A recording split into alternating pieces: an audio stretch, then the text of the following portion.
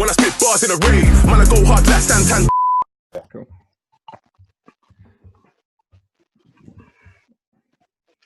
Oh, 1 sec. Messed up.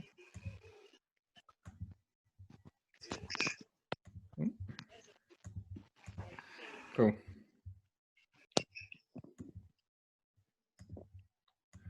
Hello, welcome to another Touchy Gooners podcast. My name is Lewis, and I'm joined by Leroy and Seun. How you guys doing? All good, man. All good. Hello, man. All good. Seun, is it your missus joined us as well? Is it? No, I might have to move. Man has got a full-length portrait. Yeah. Oh, bro. Hey, bruv, that picture's cute though, man. I'm moving position, bro. Hey, you know she panned him to get that. Yeah. Panned him to get it. And said, next time you record the podcast, Seun, you got to put it in the picture, all right? You know what? Oh, bro. And I bet that was £299 canvas. Bro. Ola Mills. Listen. Hey, we need you. Oh, loud. Listen, let's not even talk about my money. My account is taking a panning. Absolute panning. I'm moving position, bro. I'm going to a different room. All right, cool. Before we start, guys, just a few announcements to make. So obviously, a lot of you might know we've just launched our Patreon this week. So I just want to give a huge thanks to everyone who has joined so far. Like, we've had a very unexpected amount of people join the Patreon. On our Patreon channel, we've got 2 bonus pieces of content ready to go. We did the Wolves tactical breakdown, and we did a player profile on Bukayo Saka. So you can become a Patreon member for as little as £3 a month. It gives you access to the Discord, all the live chats that we do. Every single Arsenal game is going to be live chat on Discord. So if you want to be a part of it, it's going to cost £3 a month, and that's it. If you want access to our bonus content, which we're going to be providing you at least one piece of content a week, that's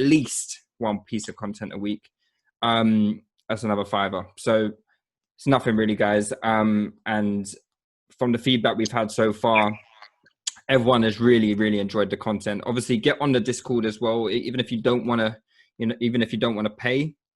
I'm not your biggest fan, right? If you don't want to pay, I'm not your biggest fan. But you know what? I understand it. It's a tough economy, innit? But get on the Discord anyway. And yeah, just have some fun on the Discord. That's about it, guys. Any points to make on the Patreon, or are you guys good to go into the pod? All I want to see is, like, if you're eating a Subway and that costs you what, $5.99 for a foot long, and you don't subscribe to the Patreon, don't talk to me. Man's coming like arms, bro. He's like, coming like arms Corleone. Like, don't at me. Don't talk to me. I don't want to speak nothing. If you DM me, I'm gonna air it. Leroy, you don't sign up for the Patreon, though. Love for that. Like, you can talk to me anytime you like. But the rest Leroy of gonna have people doing pull-ups on bus stops if they don't sign up for the Patreon. Sign up.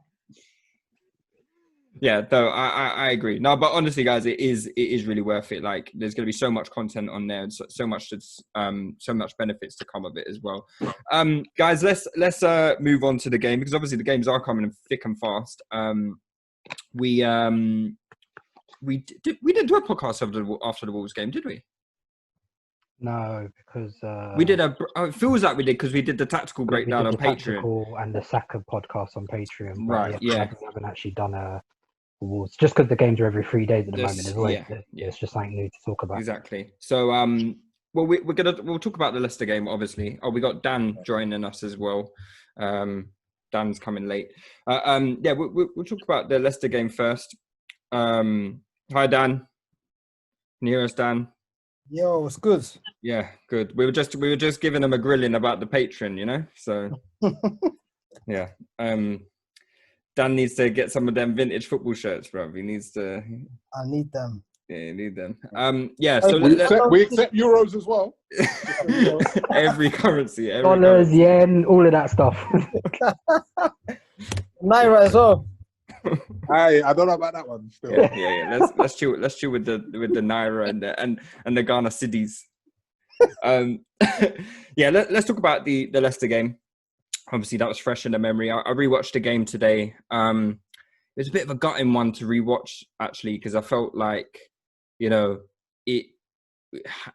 how did we not win? It's frustrating because it's another draw under Arteta's belt. where I feel like we should have come out with 3 points, and similar to games we've had before, you just start adding up all those points. You're like, if only we had taken 3 points here, 3 points there, then we would have been maybe in the Champions League spots by now. Seun, I'll start with you. What did you think of the performance? I thought on the whole it was good, man. First half we started really, really well. Say about first 15, 20, it was Leicester had quite a bit of the ball, but they didn't really create a great ton. And then after the first 20 minutes, we started to take control of the game. Xhaka and Ceballos really, really got a handle on it, and it was one of the first games that in a while where we were progressing the ball really, really well through the thirds. So we were finding Saka and Aubameyang both through the half spaces. We were releasing them in behind, so we were getting into really, really good positions. And that was obviously topped off by the fantastic Ceballos ball, which led to Saka sending Johnny Evans back to Man United, and then Aubameyang netted, which was great. But unfortunately, we couldn't really capitalise on our advantage. And I think it's been a feature because we don't finish games well. We always tend to fatigue in the second half. So Arteta was quite, and you saw in his press conference yesterday, he said, when we have our dominant periods in games, we really need to capitalise, and none more so than yesterday. So it was a shame that we did that, but yeah. Yeah, no, I completely agree with you. Actually, was it a case that we just didn't have that it's that final quality again, isn't it? It's the quality in the final third. I can think of the Lacazette miss, the header. Like, man, it's just frustrating. Yeah, I mean, I don't know if it was because, like you said, we got into the positions. It was just the final action was poor because it had two chances, which you think, come on, like you're costing 50 million, you have to bury them. And he did a lot of decent donkey work off the ball, but yeah, you've got to take your chances. Saka had the one on his right foot, wasn't a great finish. So we just had a couple chances, and like I said, once we were turning up the pressure in that period, we really needed to make it tell. And if we had gone into the second half 2-0, I think it would have been a completely different game. So yeah. Leroy, we started the game pretty poorly. I thought. I think in the last couple of games we've done all right. We've started games, maybe the Wolves one we didn't start that great because it was just a strange, stale kind of game. But I think we've had good first halves under Arteta, and we started slow in this game. But then something changed. Like we seemed to up the intensity a little bit. What do you think that was because of? I don't know. So I think we looked a little bit shaky, and we were kind of playing within ourselves at the beginning. I mean, I know it sounds cliche, but I feel like it's got to do with confidence. I feel like when we went out there, Leicester were a good side. They're quite far ahead of us on the table, and it felt like we felt like they were better than us. As we got into the game, we kind of opened up a bit. You could see the confidence grew, and I felt that the key man who really took charge of the game and really started to make things happen was Ceballos. Ceballos was really, really good, really, really positive. And I feel like he's the only one of our midfielders that is capable at the moment in time. Obviously, Ozil's capable, but he's not really playing. But to make that pass that gets from that makes something happen from the middle third to the final third, that gets those defenders turning around, that gets our team on the front foot and makes a promising position. I feel like a lot of our moves, which are promising, he's either the pass or the pass before the pass, if that makes sense. Mm-hmm. So as him and Xhaka started to really take control of the game is when we really started to look pretty good. And similar to what you guys have said, we got into those situations, but we just couldn't convert with the final action. And that, again, it's just the quality in the final third thing. It's quality of execution. That's why the players make their money. I thought Saka's, if you look at Saka's assist, the quality and the execution of his assist, that's what we're missing, and that's what separates Saka from a lot of the young players. So with Aubameyang was really good on the end of moves, but his quality in the penultimate stage before the move isn't really there. Yeah, and he had like an opposite to Saka, didn't he? Where he had the chance to knock it across to Saka, and the ball just wasn't that great, and Seun cut it out. Maybe if it was the opposite way round, exactly, we score. And then Lacazette isn't the best at actually being on the end of the move and making the pass good, if that makes sense. So you've got a good pass, and then you've got strikers who are so sharp they make the pass good. So I feel like we really need to either upgrades or rejig that front line to really maximise our potency in the final third. But I feel like a lot of the time, going back to your initial question, a lot of the reason, that we started poorly and came in was just confidence. And then we actually thought, we're actually playing quite well. We're actually better than these. And I felt that we were physically a lot sharper than them as well, which has surprised me because we were physically a lot sharper than Wolves as the game went on as well. So I'm not sure what they were doing. I'm not sure in terms of their training. I'm not sure what lockdown's done in terms of revitalising the team. But we look quite physically, in terms of stamina-wise, we look relatively capable at the moment. Let's talk about Ceballos then, because me, I'm quite infamous for Ceballos for obvious reasons, right? So, but he did go off the boil a bit, right? He started off well with that one game, and he went off the boil a bit. But since lockdown has finished, and the season has restarted, he's probably been our best player. Yeah. And I think there's a side to Ceballos' game that isn't mentioned enough. And I rewatched the game yesterday. I rewatched the Wolves game as well. And when in those short spaces, I think we talked about in the Wolves breakdown as well, in those short spaces, he might not be the most athletic guy, but he is so tenacious. He wins the ball back so much. And people probably wouldn't expect that of him, because you think Ceballos is probably some Spanish airy fairy, likes tiki-taka and all that stuff, don't like the challenge, but he's actually really tenacious and he's aggressive as well. And it's a side to his game that I didn't realize that he had. I'll go to you, Dan. Is this like a side to Ceballos' game that he is improving on? And does that make you has that made you change your mind on Ceballos in terms of his future at the club? I think Ceballos also had this side to his game. To play in the first and second phase and be quite tenacious. I think his application just really lacked at Arsenal after the Burnley game. I think he was probably one of the players as well that realised Emery wasn't it, and I think he didn't feature much on the Emery as well. He was then injured.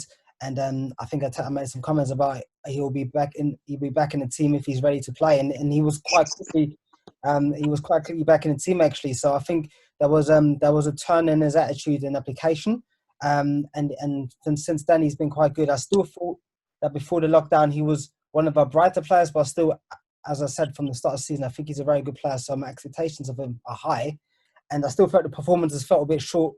But since we come back from the break, I think it's undeniable that he's been very, very influential for us. And the momentum we had in the Leicester game is mainly down to him and his ability to find people in the half spaces. And I think generally the team's application, moving the ball and getting into better spaces has been better. So I think we said it's a process, right? Arteta worked on the compactness. And I think we've got to a good base now with the compactness, and people know what to do in certain situations, and they kind of got the hang of it now. And now they're moving into the midfield and the final third, where they're now trying to find some chemistry as well. And I always thought Ceballos had quite a round skill set, not necessarily being someone in the final third, but we always said he can bring the ball to the final third, and it's very good seeing him do that now. I just hope he continues it. What I will say is, I don't know if we should spend money on him this summer, but I'd be very much interested in another loan. Why not? I mean, he's proved he can be a very, very valuable player, and I think players with his skill set and also, let's be honest, with his quality are not easily come by, and they're usually quite expensive. So I've been impressed with him since we've been back. I think you're mute. Oh, sorry. What do you guys think? Ceballos, yay or nay? Do you extend the loan, or would you purchase him? I would extend the loan, just because we don't really have money right now to be spending the kind of money that Real Madrid are going to demand for him.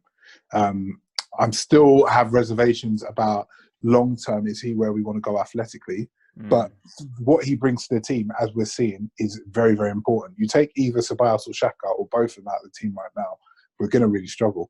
So I would definitely extend the loan, but then I'd still be looking to rebuild my midfield. Like I'll still look to be signing midfielders. Yeah.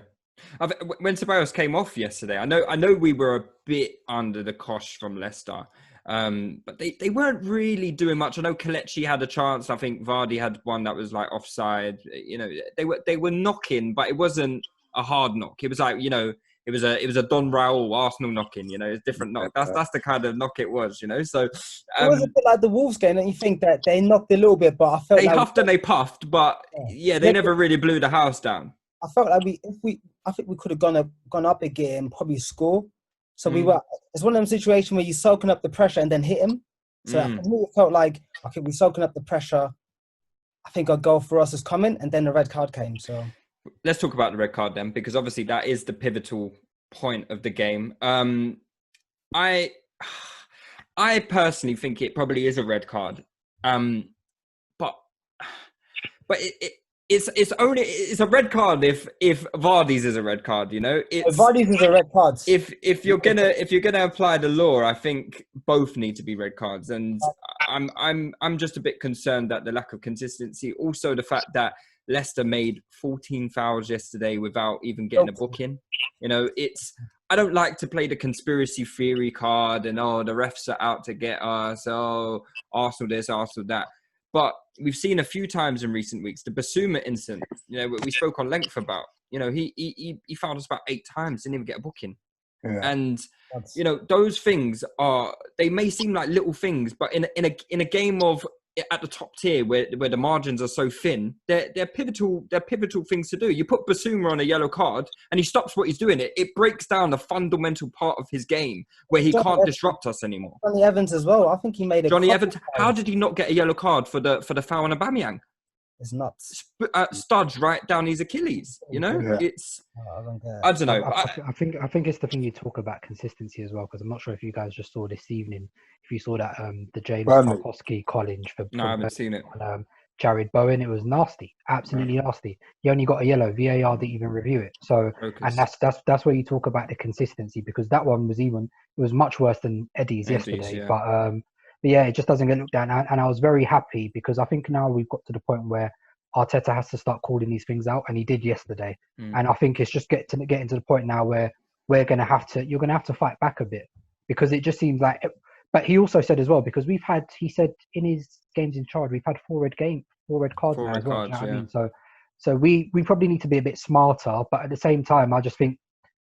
Yeah, like you said, it just needs to be the consistency, and we need to call refs out on it as well. Once we see like a bad challenge, surround the ref, force him to make a decision. Do you know what I mean? So it's a bit too nicey from Arsenal. So I think we have to. Did you think it was a red card?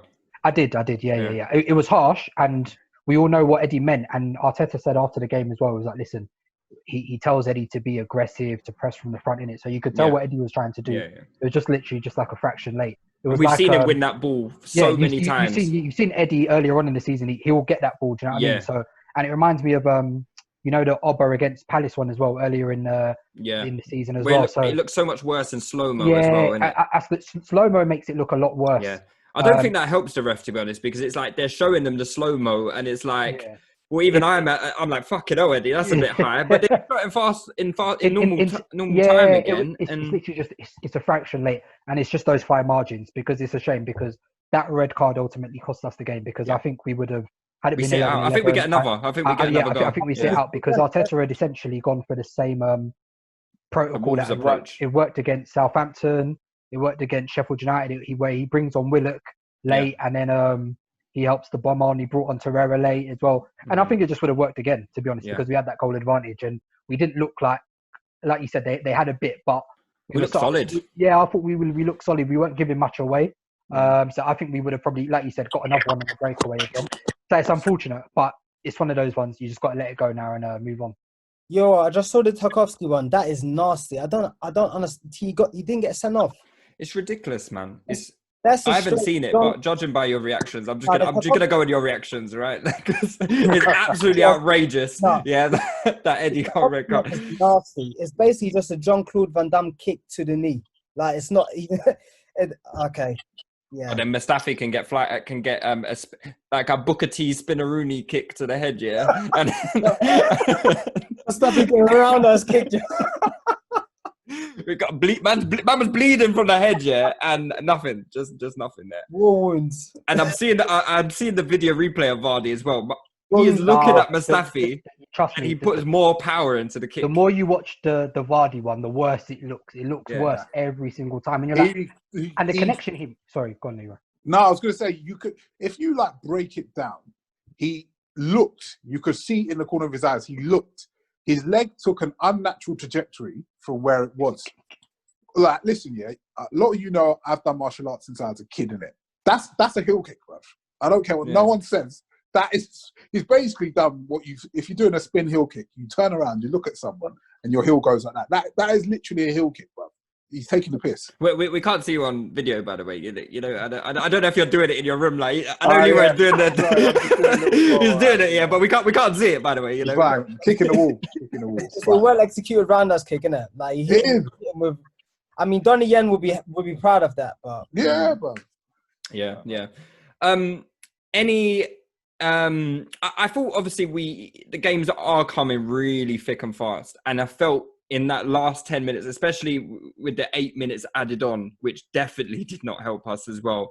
I thought we looked fucking knackered. I thought Xhaka, this was Xhaka's worst game for a while, I thought. I thought, but to be honest, like you said, because the games are coming thick and fast, like Xhaka and Ceballos have pretty much played like the last 3-4 games. Yeah, I don't know how they're doing it. So fatigue is eventually like, and you've seen, like I said, it's a pattern in every single second half game that we literally just drop off for like about half an hour at the start of the second half. And and it showed again. It showed again today. So it was a shame.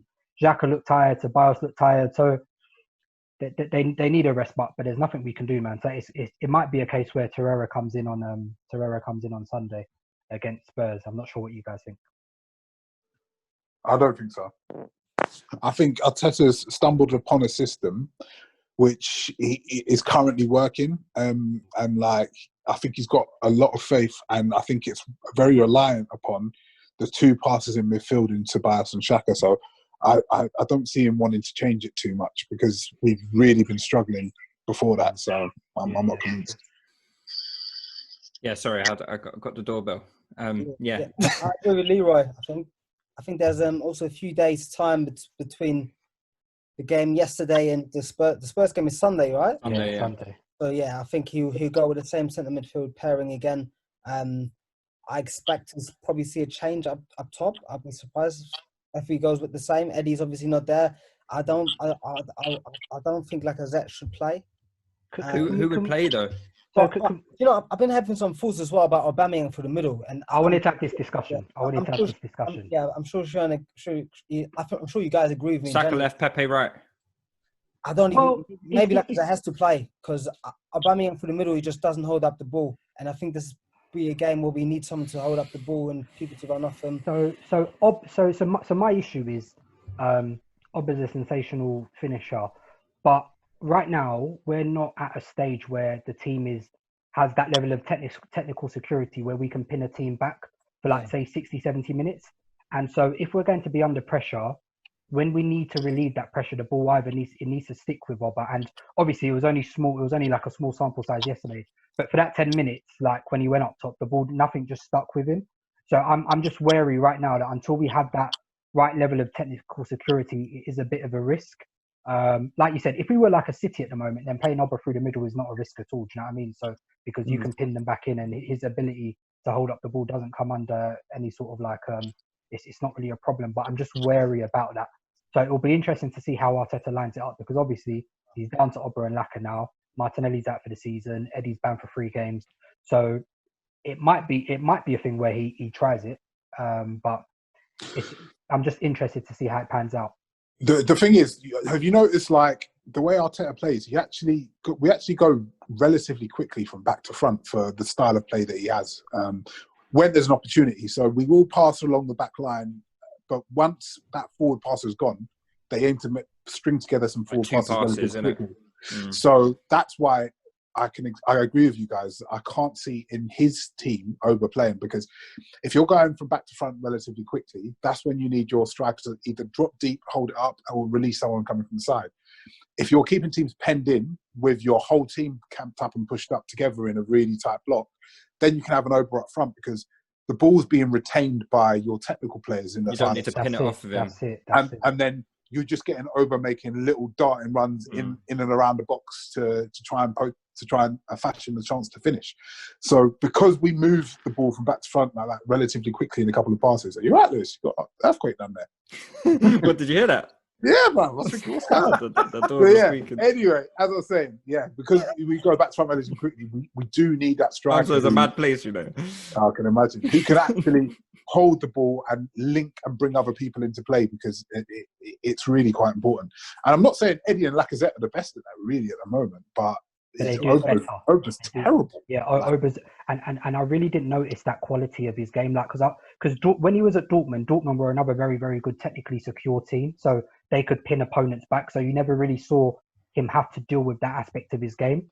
But I feel like until we improve the technical level of the whole side, having him up front is a bit of a risk, especially if we're not going to be able to sustain and retain pressure in the final third, because literally the ball just comes straight back. It literally, when it goes up to him, it just comes straight back. It doesn't stick. So, and the thing is, now I get it. I get why Arteta's doing it. And also, because one of the things about Oba is that despite the fact he's over 6 foot, he doesn't really like to engage with centre-backs. He literally doesn't want to be anywhere near them. Like, he doesn't really like to jostle with them. So he likes to sort of move to the side, which is why having him, like you saw how his goal came, he likes from the outside to in, where it's a lot harder to track him, a lot harder to pick him up. So I get it at the moment. I get that dilemma. I think his game is literally based on the centre back not knowing where he is. Like that's why he doesn't engage with him. He doesn't really get involved into the play too tough. And the play is engineered, and he'll somehow be at the end of chances. And that is really, along with his obviously top finishing, is his quality, that he will just all of a sudden be there, and you're like, why is it even there? He probably shouldn't be there, but he's there and he scores. So yeah, him and Vardy are very similar, both identical goals, really. Like, in terms of like that. Vardy's quite similar. He doesn't like to engage the centre backs as well. You never see him like holding off like a centre back. He just wants it straight in behind. Yeah. It's interesting though, because that raises an interesting question in moving forward. Because is this going to be how Arteta wants to play, or does he ideally want to play another way and he just stumbled across this way because it's going to work for the short term?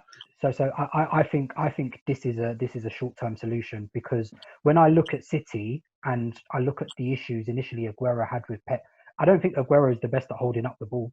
Personally, I don't think he's the best at holding up the ball. But like you said, because they are able to sustain pressure and they're able to pin teams back. Because how many times, for example, do you see the ball played into Aguero and he's sort of holding off a centre back? You know what I mean? It's rare. Even Gabriel Jesus, it's not a feature of City's play, but it doesn't really need to be, because they're almost all the time playing in the final third. He can just focus on his movement in and around the box, and hopefully we can reach a position where our technical security is so high that we don't have to worry about Oba being like up there and have to worry about him fending off centre backs. Yeah. Going into next season, though, I think that the requirement, unless we sign another left winger, unless we have 2 centre midfielders, I think we will be still short of that. And I think Aubameyang will still play on the wing next year, unless we really, really have up the technical security in midfield. And I think it requires a monumental effort. It will require getting Partey in, it will require getting another technical, creative midfielder in. Thiago, yeah? Thiago, yeah. That's what it done in him, mate. I wouldn't mind that at all. But I do think that even if Aubameyang signs, he will play on the wing, just to hide his inefficiencies through the middle, which probably means which also affects Saka. Saka will not play on the left wing. That he'll play left centre midfield, or he'll play at times right wing. I don't know what's going to happen to Pepe, but I don't think Pepe will start Sunday when I think about it now. Because initially I was thinking, okay, it's got to be Saka, Pepe, or Aubameyang. But then when I reviewed that, I was thinking he can't play Aubameyang for the middle if it's a similar game to the Wolves and the Leicester game. He needs to send up forward that and be able to battle at least a little bit with the centre backs and engage them. And especially not Spurs. I can't see it, because especially in these big games, and Spurs, who are quite a physical team, you're going to need a striker who can operate within 10 yards of isolation and who can buy your team at least 1 or 2 seconds of time. Because when you're playing these big teams and you're under the cosh a bit more, that pass into the forward, they buy you time to get out. And you're going to need more time against the better teams and the bigger teams. and Aubameyang's not going to give you any. So it's just not happening against Spurs. I think he's going to have to play Lacazette. Yeah, I think Lacazette did that quite well against Leicester yesterday. The rest of his game wasn't great, but the passes coming into him from Mustafi and Kolasinac, he held them up quite well. All things considering, his touch is very good, man. Yeah. Well, we saw against the Wolves, his touch for the goal against Wolves was phenomenal, really, wasn't it? I mean, the thing is, like, Lacazette is he's so close to being a really good striker. Yeah. And but so far away at the same time. Do you know what? No, I actually think I've probably said the wrong thing. There's a really good striker in there in a different league. And I feel like he's going to go from us this season. And he's going to go Italy or Spain, and he's going to slap. Do you know what I was saying as well? Because in this league as well, they really pounce on where transitions and the sort of second ball are so key. Like, he takes, for me, that split second too long to get the shot off, and that split second he probably gets afforded in La Liga or Serie A. He just doesn't get afforded here because he doesn't shoot unless it's perfect for him. But sometimes, like, it's best to shoot even when it's not perfect for you, because that's when the goalkeepers aren't set. That's when you can catch them unawares. But he really, and that's the thing that you really need to. But yeah, no, I agree. I actually think he can go to another league and do quite well. But I just don't think for us, if he was like, and it's a shame because we say it all the time, if he had like Aubameyang's pace, it would be good. Like, do you know what I mean? And if he had that level of movement where he could anticipate that half a second quicker, he'd be a very good striker. But alas, realistically, he wouldn't be at Arsenal. Yeah, it's true. It's true. If he had that, he wouldn't be at Arsenal. Yeah. Is Kieran Tierney ever going to have a bad game for us? I mean, that guy, he's just my new hero, bro. What do you make about Wolves? What about him? What did you make of KT at Wolves? I thought he was good. Do you think? Well, I'm not, he wasn't impressive, but I don't think he doesn't do anything wrong. I thought he was on the ropes a little bit 1v1. Really? See, we did a breakdown of it, and we rewatched the clips of Adama putting in 1v1. He's not going to be able to stop Adama getting across him. Adama's far too quick for him. But what I felt he did right, and what he did well was force Adama to the touchline. He made every crossing opportunity difficult for Adama. I don't think Adama had there wasn't that one time where he absolutely roasted him. And he managed to get across him from, in the box. Every single time he was pushed out to the byline and there was pressure on the cross. And I think as a fullback against Adama, that's the most you can hope for. Because it's peak. I disagree. I feel like if you look at how he played Adama and you look at how Ainsley played Adama, so he pushed him, I agree, he pushed him wide, because obviously he's left-footed. He pushed him onto his strong foot, which is his left side on the outside. Even though the crosses weren't great, but a lot of the time, Adama's crosses aren't great. They're by half a yard and put it in an area. He still managed to get the crosses in, and they were still in an area. Now, you look at how Ainsley played him. He showed him on the other side, but he just didn't let the crosses in. He just forced him into traffic. So Adama became completely useless when playing against anyone else. And I feel like if you had KT defending him like that, one of them could have landed on someone's head. It could have happened. But with Ainsley playing him, he ain't going nowhere. But don't you think Ainsley's got obviously he's got the physical advantage over KT? I think don't you think Ainsley was probably a bit more confident physically to go up against Adama? But it wasn't about the physicality. It was about one direction versus another and the strategic element of it. Do you know, I think this is situational because it's about body shape. So Ainsley's showing him inside on a stronger foot where Adama doesn't want to go. He doesn't want to go outside. He really always goes on the inside. He only goes on the outside. So Tierney can't throw him inside on his right foot because that's going to make him uncomfortable. His body shape is all wrong. That's not how you defend as a left-footed left back. But Ainsley has the advantage of being a right-foot left back or being able to play there. So he can go all the way wide and block that running, block that move area for him. So Adama has to come inside on Ainsley Maitland-Niles' right foot, which is a pressing trap. And then Kolasinac is there as well, swarming. Xhaka did a lot of work and trying to disrupt Adama as well. So in a way, Adama's, if he's on his game, he's undefendable for a left-footed left back. Unless you can match him physically, I think. But the thing is, if you compare, going back in the day, Lewis will love this, back to George Graham's Arsenal. Cool, yeah, go on. And back to the early Wenger years. Arsenal fullbacks always used to show tricky wingers inside. And they always used to show tricky wingers inside to traffic. So either Steve Bold or Tony Adams or back and then Martin Keown after that would literally just gobble them up. That's Confidence always in your centre backs. Yeah, right. Yeah. You think Tierney's confident in Kolasinac? My guy would be. Listen, I wouldn't be confident showing a winger of Adama's quality into Kolasinac. I really. It's more about the traffic, and it's more about just the difficulty. You're forcing them into bodies rather than letting them go to the byline and get the crossing.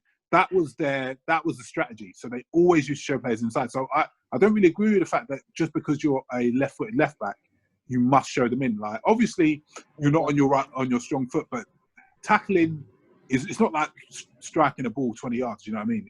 You can still get a foot in on that foot, and it's just about right. This player has got this strength. Maybe he's under instruction. I don't know, but it's like this player's got this strength. How am I going to nullify the strength? So I feel like. I know Adama can be unplayable, but I feel like that's why the change was made. I feel the change was made because it's just going to make it really difficult. And also, it makes sense because Adama has no left foot. Everything he wants to do, as Dan said, is always on the outside. So, considering we were playing with 3 centre backs, it was the thing that made the most sense. As you say, show him into traffic. There's Kolasinac there. There's Xhaka there. Literally, you swarm him out and you take possession of him. And that's as the moment Ozil came on. That is pretty much what happened every single time. They swarmed him out, took it, and that was pretty much Wolves' only threat gone. And Arsenal managed that out the game. So yeah. But how many crosses did he get in against KT successfully? Even though they weren't great. I think 3 or 4. Okay, so that's why I don't. I mean, don't get me wrong. I freaking love this Tierney guy, bro. So you see his interview yesterday. I was oh, go on, my son. I felt like getting some rich tea. I felt like getting some rich tea, doing up a nice little brew, watching that on the beat. He's definitely an SMP voter, though. So British, bro. I felt so proud to be British at that time. But yeah, I really like him. I think he's really good, but I feel like, obviously, against Wolves, it was a bit. I can see why he was taken off, and I can see why he was upset himself personally. Do you know why as well? Because when we played Wolves in the first game, he basically showed Adama outside in that game as well. But he was able to block some of the crosses. Yeah. And he couldn't really block the crosses. He could just put him off. So I get why he was angry with himself, and I think it's good, man. Like I think Tierney has the right attitude. I think a lot of times this attitude stuff in football is overstayed, and they go off fist pumps and hard challenges, but you can really see that Tierney's attitude and application is A1 on the football pitch. So 11 Kieran Tierney's for me, but honestly, that's what I want. 11, like I love everything about the way he approaches football. Yeah, going to the top. Cool. I just wanted to bring up the goal actually. Did you think that anyone could have done anything a bit different for the goal? I noticed that I'm going to put it down to tiredness with Xhaka because he really did look fatigued. I thought Demarai Gray got a cross in like really easily, and I think he managed to show. He just managed to like show a little body feint to Xhaka, and Xhaka took it, and then he shifted it the other way and just knocks in a ball.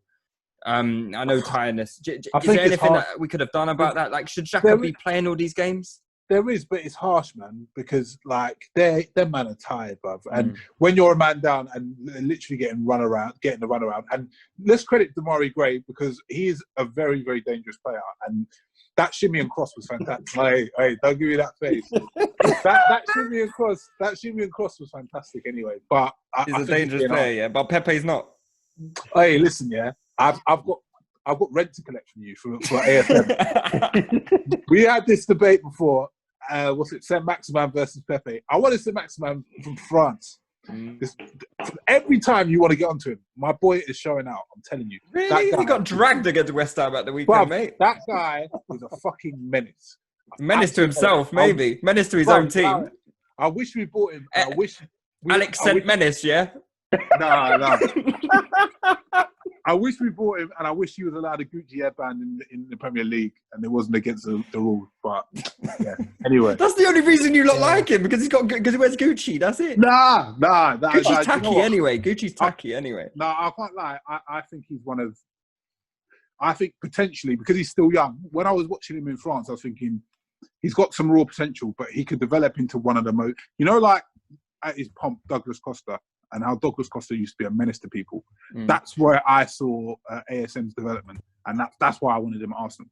But and I still think he can go that way. I think he's one of those unplayable electric players that will piss you off sometimes, but he's always going to cause a problem. And teams are going to hate defending against him. But anyway, I thought Demarai Graves-Cross was great. And I thought, you can't really... I understand what you're saying. You could have closed it down quicker, could have got across. But they're knackered, man. I think it's a little bit harsh to really say that when they were 10 men, when they were down to 10 men. I can't lie. These men have grafted so hard, like the last 3-4 weeks. Like I think you can cut them a bit of slack, man. Yeah. And I know you said, does Xhaka have to play every game? Xhaka has to play every game, bro. Yeah, Xhaka pretty much has to play every single game, bro, because one, like you said, he gives it the best balance, and despite, like we said, all his flaws.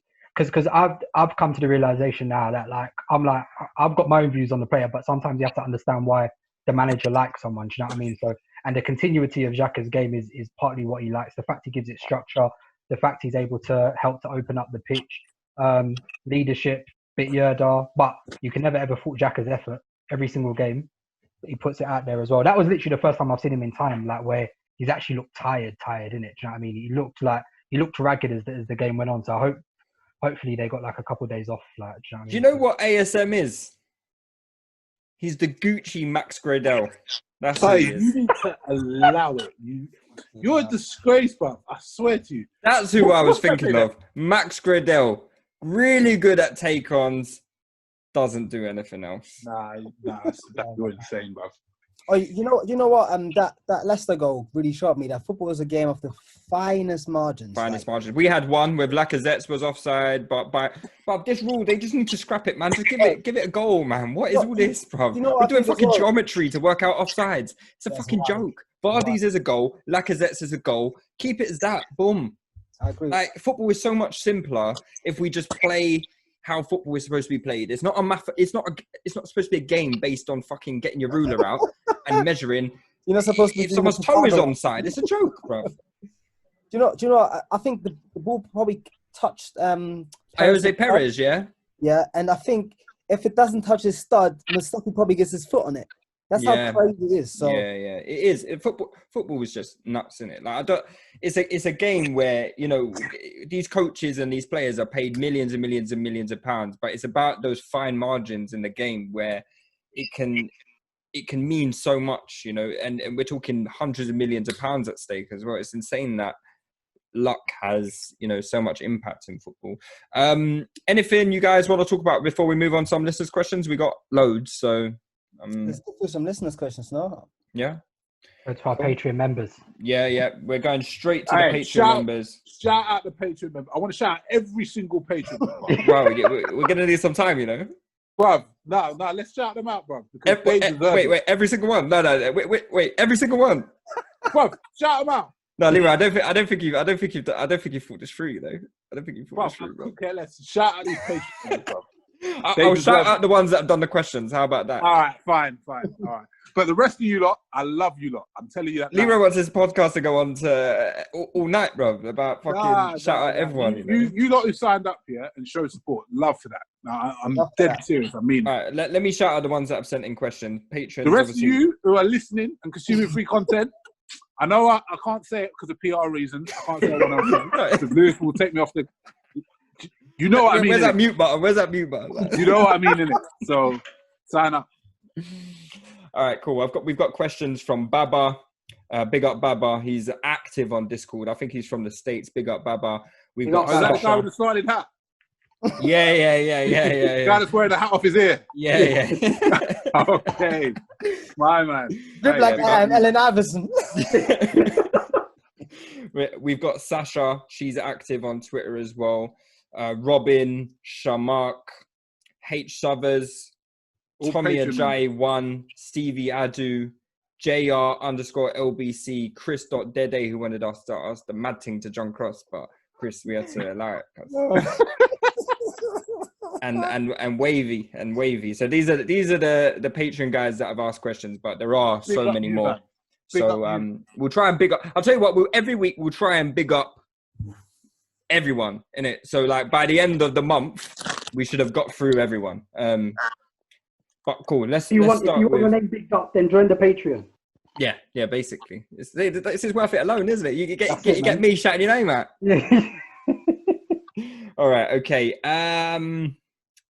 Baba asks, was the Marlowe Stanfield red card the catalyst of the impending doom for saving the season? Or in other words, did that cuck us from Europe, basically? So is Marlowe's red card? By the way, if you guys don't know who Marlowe is, watch The Wire. Get cultured, man. It might be a bit mad coming from me, especially in this climate, but there's an uncanny resemblance, to Marlowe Stanfield. Okay, and yes, Dan Soft does look like Lieutenant Daniels.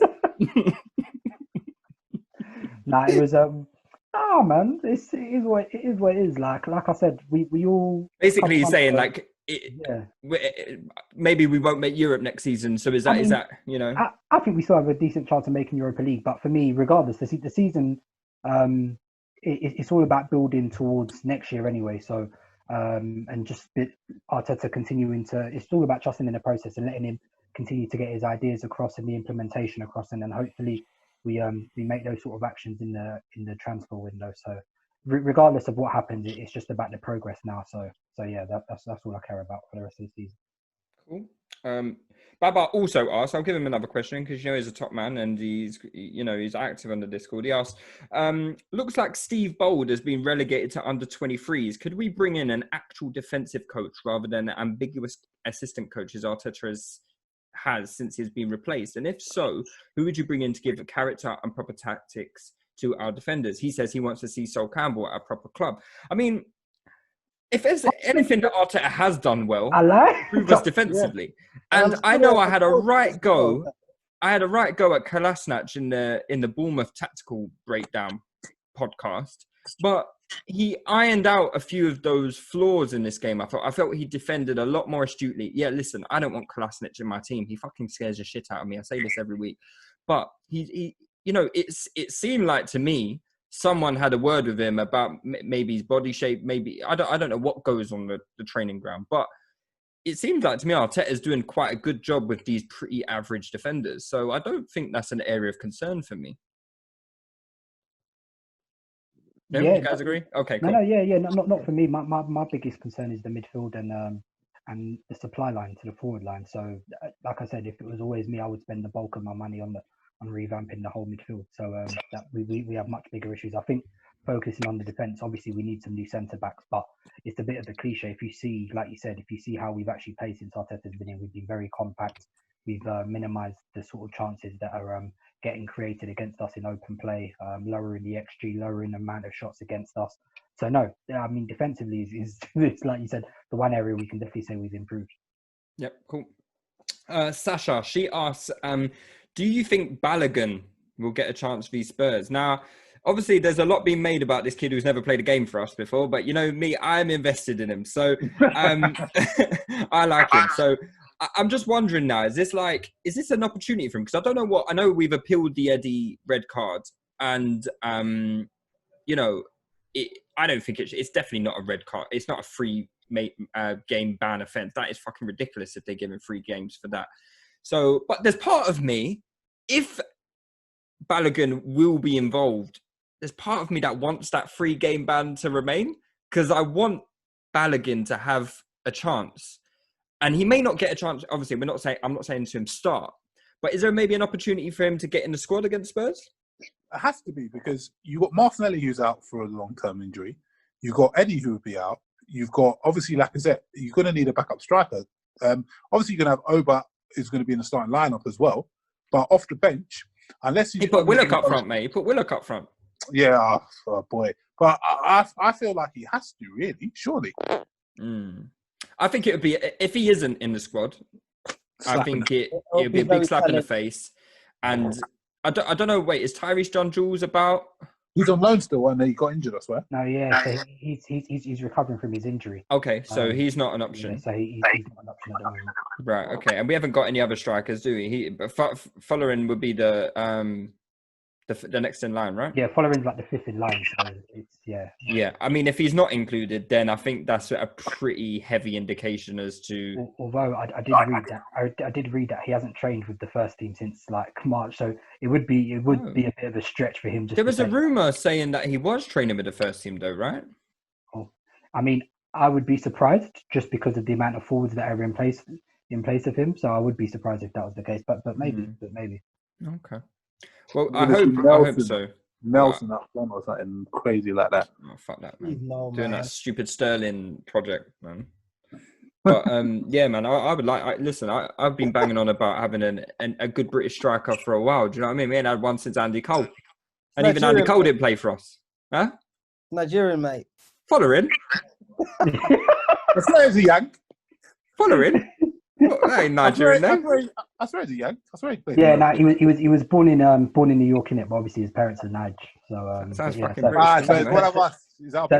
Following Balogun. So he's eligible to play for England, America, and Nigeria, innit? So our people them. All right. Super Eagles. Right. All right. Robin asked, do you think Lacazette's BBL surgery has negatively impacted his game? I'm not even going to answer that. What's wrong with you? That says more about him than anyone else, bruv. Whoever asked that question. I hadn't noticed Lacazette's BBL surgery. Let's skip over that. Bro, what kind of weird fantasies you're talking about? Weird nonsense you're watching on WWE. Hey, he's a patron, when mate. You're in incognito mode on your Mac. Like, he's a patron, mate. Yeah, you gotta have some respect for the patrons. Hey, bruv, you need to go up on the flipping tariff for that still. Whatever tariff you want, increase it just for asking that question. Shamark, he asked, Shamark, another one active on the Discord. He asked, how do you guys think the decision by the International Football Association board, wow, he's gone ham. I would have just gone IFAB, to extend the 5 sub rule to cover the entirety of next season affects squad planning and potential ins and outs. Does it affect it? 5 sub rule? See, I've quite been all right with the 5 subs. You know, I generally don't mind. Like, I think it makes it feel like it's another way to give your more young players an academy, yeah, more playing time. But also, like, I just feel like, why not? Like, I don't think it really detracts from the game in any sense of the word. Obviously, if you make sort of the wrong subs and it kills the game, it can. But overall, I think what probably will happen is that it will just give a bigger advantage to the bigger clubs actually as well. Like with the bigger squads, with the bigger squads. So when you see these smaller clubs tiring, then you just bring out even more firepower in it. It's a bit deep for them, but yeah, I mean the big clubs will definitely love it and can definitely use it to their advantage. I feel like the 3 sub rule is like one of those really outdated rules. Like you know, like the rule that they just changed about not passing it out of the box from goal kicks. Like I feel like it's one of them rules because it actually makes no sense. Clubs have squads of 25 man, but you're saying that only 14 players can play. Like exactly, it doesn't make any sense really. I'm for any rule that kind of allows more people to play the game. I mean, we see 11 people start and we only get to see 3 additional people from each team. I mean, 2 more. It's great to see. And sometimes not even 3. Like sometimes managers don't even make subs. So. Yeah. So they won't max out the subs. I think all of them all the time. But yeah, I think Arteta only used 4 yesterday. But I definitely think it will affect squad planning. They will have to, because this is another part of the game where you can gain an advantage. And any part of the game where you can gain an advantage, you have to have plans or a strategy to exploit this. And at this moment in time, I think we are blessed that we have a good academy and we have people like Nelson and probably give opportunities to Balogun and maybe even Matt Smith and stuff going forward. But a team like City, yeah, they will max out. They'll bring out an all-star team from the bench. Pretty sure United will aim to do the same. I mean, Real Madrid are going to love the 5 subs. Bayern Munich are going to love the 5 subs. Yeah, it's going to, especially in the European competitions, the big squads are going to have big advantages over the smaller teams. When the smaller teams are holding on to a lead or a draw in the 70th minute, and you can throw on 2-3 fresh players. Yeah, it's going to be interesting for sure. So I pretty much agree with everything that you guys have said. I really think you're going to see a premium on, like in the NBA where they have like the sixth man. I feel like you're going to see a premium on, those like bench attackers, like the people who come on just to create chaos. So like, it's a no-go. No, but so for example, I feel like especially the big teams. So you see players on the way out like William, who's still got a little bit of quality, but who might be on the way out. He's 33, 34. You're gonna have a premium on attackers that can make the difference, especially at the end of games. And you're gonna see a lot more of them coming off the bench. You're gonna see a lot more of them in squads. So I feel like obviously it's going to benefit the big clubs, but I really feel like in terms of your squad planning, into the squad planning question, you're going to see more attackers and backup attackers being brought into squads and placed on the bench. That's what I think will happen. But in terms of what I would like, me personally, from a medical perspective, I just see it as good from a player welfare perspective. I feel like, I've always felt like for a while, which I've said a few times on this pod, the professional footballers, their union needs to get their act together. I feel like they're completely flogged. I feel like everything's for the money. It's all commercial and the player welfare is going out the window. I know they get paid a lot of money, granted, fair enough. But I do feel like the way FIFA and the way football are moving, where people like FIFA with this World Club tournament, everyone's trying to expand and get more and more revenue for their own organisations. The players aren't being looked after and their careers aren't being looked after. And because they've got short careers, they're taking the piss. So they're going to get all these players injured. So from a welfare perspective, I would like to have as many subs as possible just to protect players. You can bring players off. You can prevent fatigue. You can prevent injuries. And I think that's a very, very good thing for the general football player. Cool. Tommy Ajayi. So I don't know if you guys saw Ozil's shameless retweet of his own compilation today. Dan, talk to your boy. I'm on pure duty, man. What the hell is going on, man? I'm retweeting his own compilations, He's done it. I said, that's not going to make sense for you, bro. That's what semi-pro footballers do on Instagram, So I appreciate paying for the Patreon, but next question, bro. Yeah. He says, no Ozil once again in a matchday squad. Has he played his last game for Arsenal? And if so, how can we get rid of him with his high wages? Well, guys, what we're doing with the Patreon actually is contributing to Ozil's. So we inadvertently, you guys are actually paying for Ozil's. No, I'm joking. But yeah, I don't know. I guess there is a very big chance that Ozil has played his final game for the club, right? I don't think so. I think he's not even in the squad though, guys. Like, we can't get him off the wage bill. So he's gonna be. So he's gonna. But we can't get him off the wage bill now. So it's like he's still not playing. He will stay. He will definitely be. He might stay, but is he going to play? What, you're going to leave him a whole season? That's what we're doing right now, though. We're doing it right now. It's not like we've got an abundance of quality. It's not like we've got, Look at the difference in comments when Ozil was out the team under Emery to Arteta.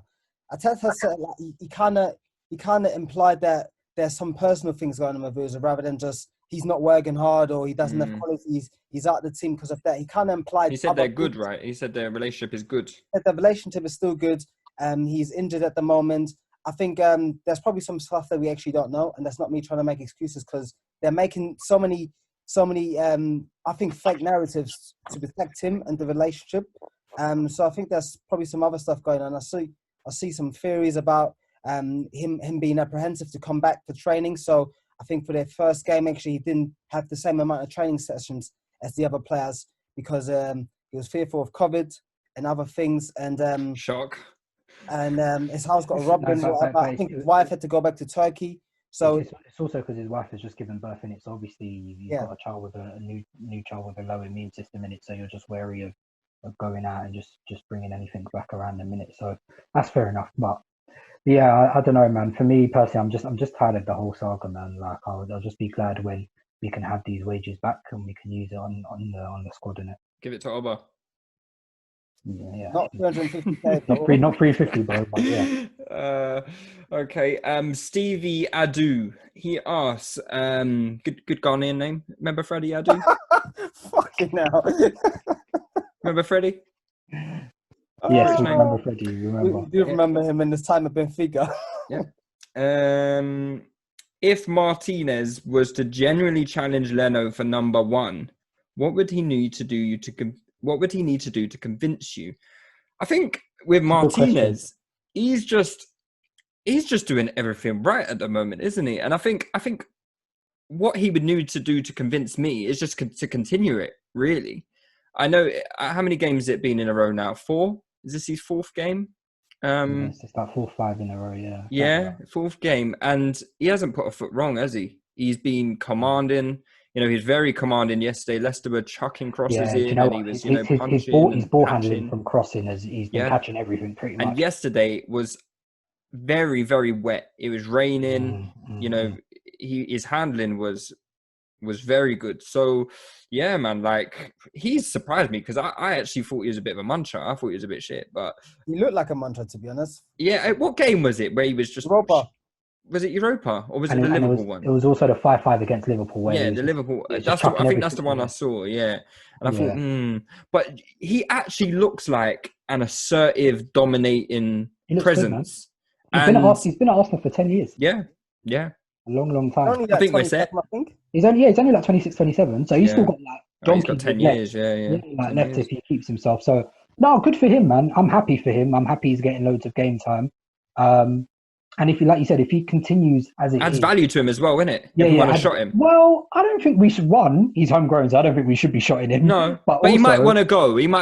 And if he wants to go, before Leno got injured, we would have got maybe a couple mil. Here's a question now, yeah. If he continues like how he is now until the rest of the season, do you then automatically drop him at the start of next season for Leno? No. It's an interesting conversation to have because.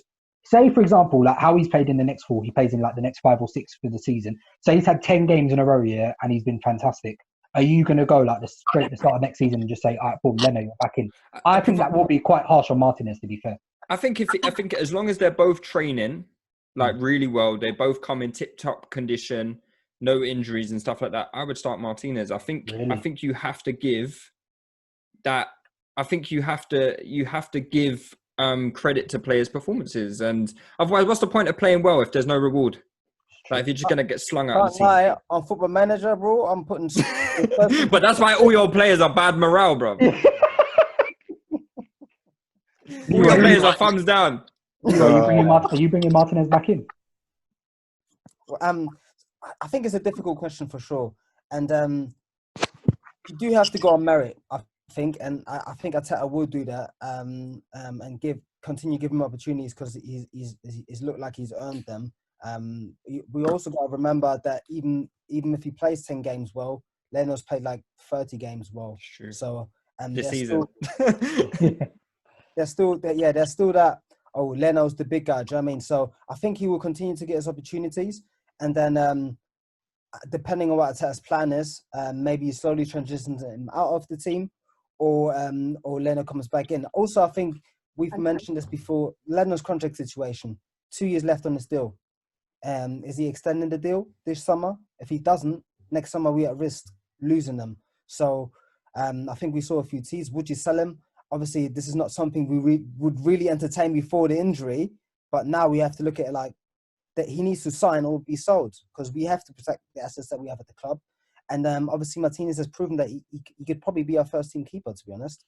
I want Leno to play. I want him to come back, sign his contract and be the number 1 again. But we'll see how things pan out, to be honest. I don't envisage Martinez. There's part of me that doesn't envisage Martinez carrying this full on. I feel like he's having like not to say he's a bad goalkeeper or anything like that. I actually he surprised me. You know, I just feel like let's see when he has a bit of a rough patch. And, do you know what else as well? He's been very consistent and assertive, but he's not had the top saves that Leno had to pull out at times. Yeah, we're much more solid defensively, aren't we? Yeah. A save where I thought, oh my God, like, yeah, do you know what I mean? Yeah, no, you're 100% right. You're 100% right about that. JR_LBC asks, well, Snoop Dogg will be proud of that name, you know. Why? Leno just sounds like something Snoop Dogg will say. JR_LBC. Yeah. Getting you from the LR to the JBC. Do you know what I mean? That's his rhyme pen. Lewis, don't do that again, bro. No, yeah, Lewis, don't do that again, bro.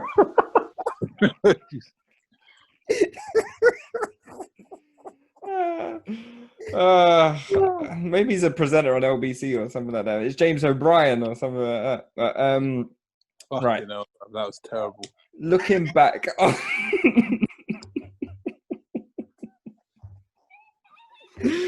Okay, right. He says, looking back on the game and also to the future matches, do you think we now need to see Saka, Oba, and Pepe front three? So we kind of covered this in the pod earlier. I don't think anyone's really queuing up to see that, are they? I guess maybe in certain games. If I would like to see that Norwich at home. if we had a technically dominant side, I would like to see that. But I don't. Like I said, because of the discussion around Oba, at the moment, until we get like a really technical proficient side, I don't want to see that yet. But maybe, like you said, home games against like a Norwich, you could play that. Cool. Chris.Dede, he asks, I think we can all agree that the red card for Nketiah was the right call, but should Arsenal have cause for concern by the way VAR decisions requiring human interpretation have affected us? I can count at least 5 decisions go against us this season, and the same decisions hasn't been repeated in other games. So obviously he's talking about the James Tarkowski one. I guess that's another point that we have spoke on already. I mean, have you guys been a bit disappointed the way VAR has interpreted these things? And the thing with VAR is we don't have any control over it or its implementation. So complaining about it, yes, we have to be outspoken, and if they fuck us over, we have to say it and complain about it for sure and press. But we can't do much more than that. The focus or the onus on us is really on us to improve the general quality of the team. That we in that game against Leicester are 2-3-0 up at half time. So the VAR, if it doesn't go in our favour, doesn't affect our result. So I think generally that's the only way going forward. What we can do. We have no control over the rules. We know they need to change the rules. They probably need to adapt the rules actually to VAR. Even the handball rule. Like, I know people complain about it. The rule is there. I hate that rule so much. And that rule needs to be adapted really. But unless they do it, they're just going to. Why have we got so much stupid rules in football, man? This is for the governing bodies to sort out. We can only focus on our squad. Oh no, they ask from the elbow, do they? What kind of? Right. Go through, man. Wavy says, what are your preferences in terms of playing in Europa next season? We need it, don't we? We need the money. We need the money. Yeah. So I don't think it's about preference, is it? It's like would you prefer, how much money is it? 80 mil? 30 mil. 30 mil. Right, Wavy, let me ask you this. Would you prefer 30 million or would you prefer not to have 30 million? Give me that, bro. Give me that money. Answer that question, and you have the key to life, my friend. And also, what we need to bear in mind next season as well is that we've already seen Chelsea improving their squad. Looks like they're going to try and buy Havertz as well. United are after Sancho and Grealish as well. So next season, the competition for places for that top 4 is going to be rife. It's going to be mad. So being in the Europa League, like we said, it's another avenue to get into the Champions League. So yeah, 100% we should be in it, and we should take it seriously again. So yeah. H. Suthers, another Patreon subscriber, says, is there a genuine bias against Arsenal, in particular for unpunished accumulative fouls? Do you think there's a bias, or is it just some people have made hay of the fact that, it's because we're Arsenal. We're our reputation is that we have a soft touch about us and we're easy just to give decisions against. Do you guys believe in stuff like that?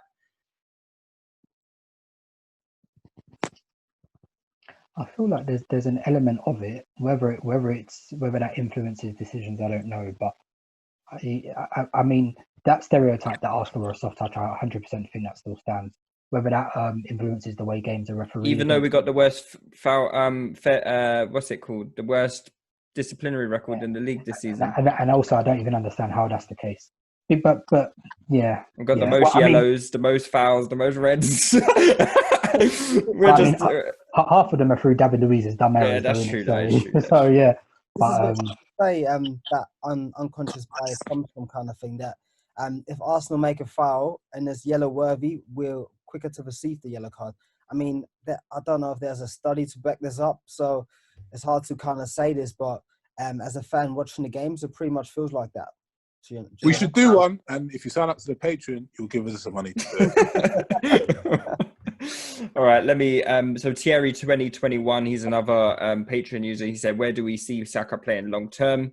Is he good enough to be the creative 8 in a 4-3-3, or is he better out wide and on which flank?" Me, Dan, and Seun have given our Discuss thoughts this on the Saka profile. on the Saka profile, but Leroy, you wasn't there, so you might as well give us your thoughts.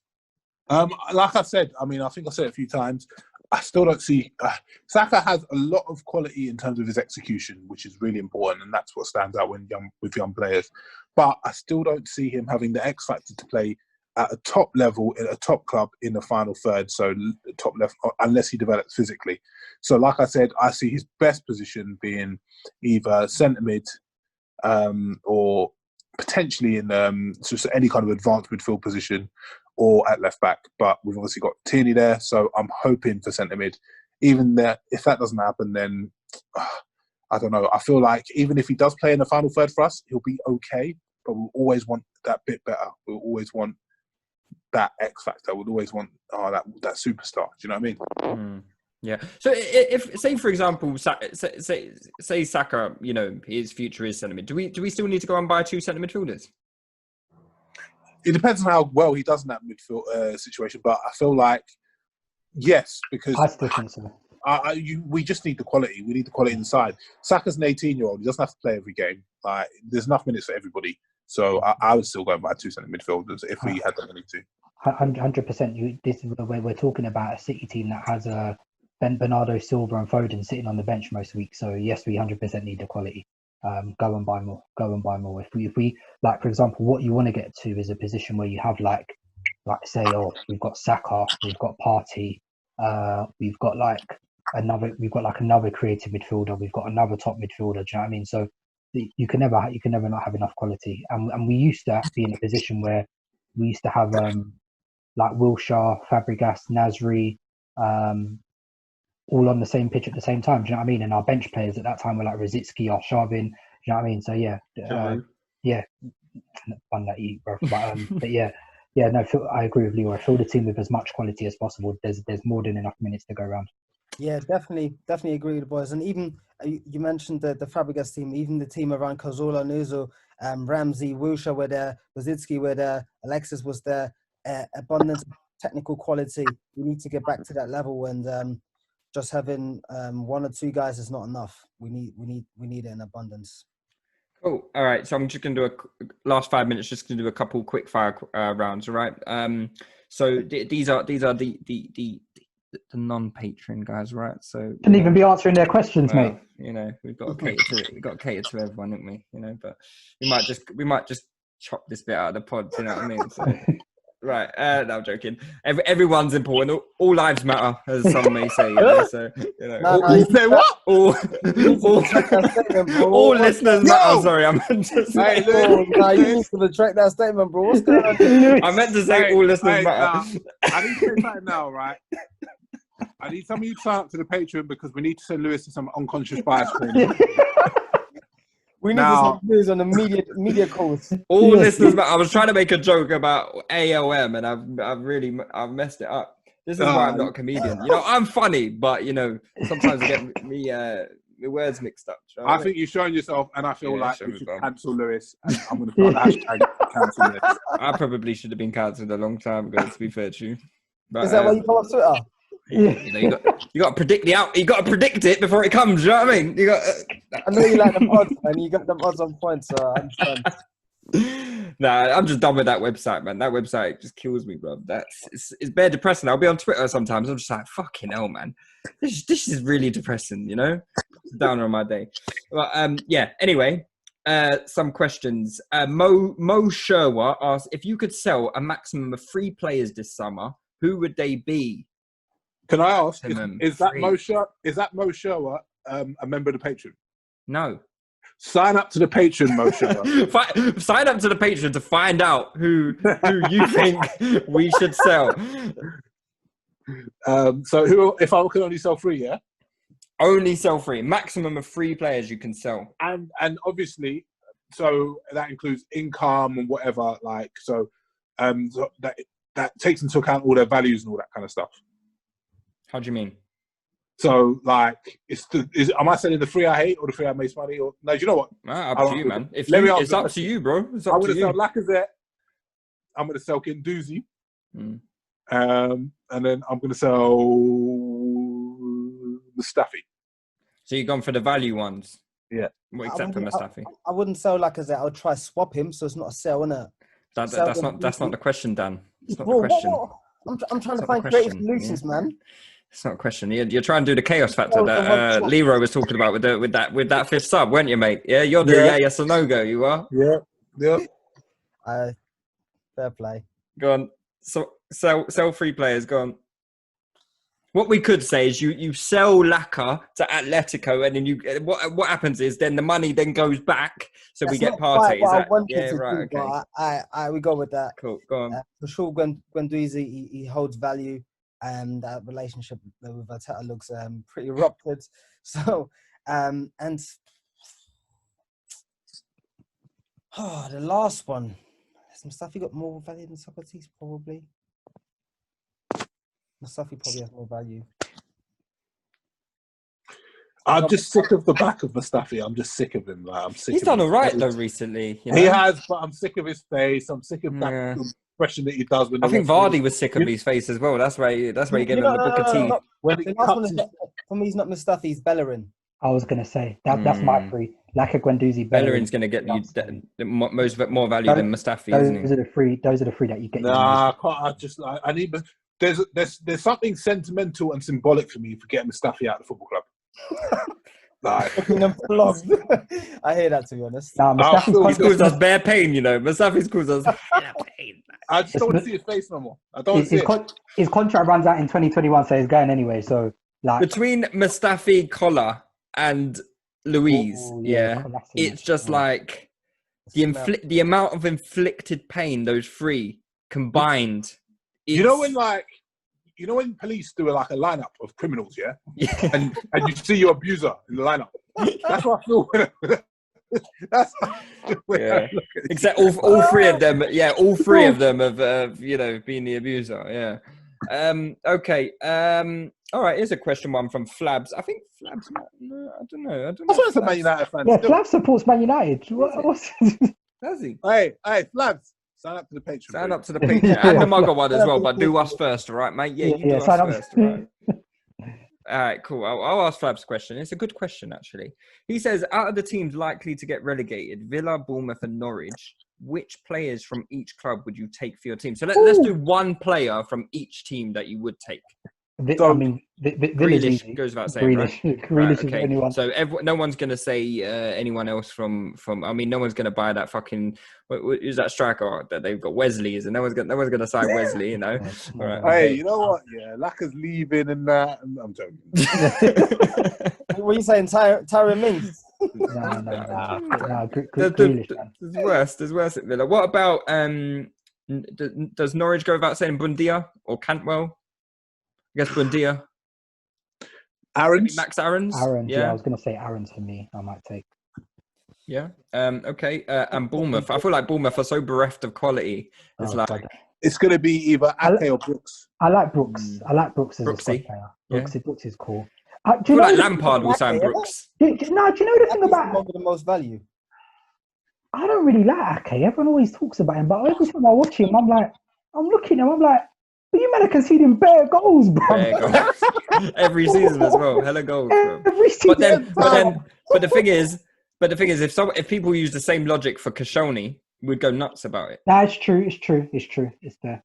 No, but Ake is a little bit too small for my liking. So, so if I was going to get someone from Bournemouth, I would take Brooks. I like Brooks a lot. I think he's got a lot of potential. And I hope. And the thing is, because he's been injured for so long, like he probably will be available quite cheap because he's got a sort of but he's still young as well. When Brooks is only like 22. What injury did he have, John?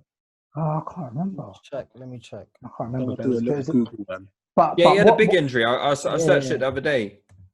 Because what always annoyed me was those Arsenal fans that were saying Fraser was better than Brooks. I nearly laughed.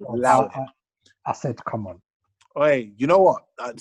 We've got bare criminals in Arsenal Twitter. We're talking about. Yeah, and a lot of them are signed up to the Patreon, so be careful what you say, mate, all right?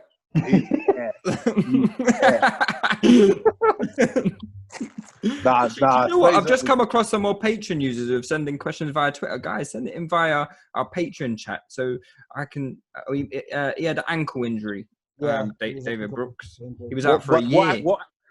Lewis, like an ankle injury doesn't mean much to me. You know that? Yeah, I don't know. It just says ankle surgery. But that could be so many different things. Doesn't really help.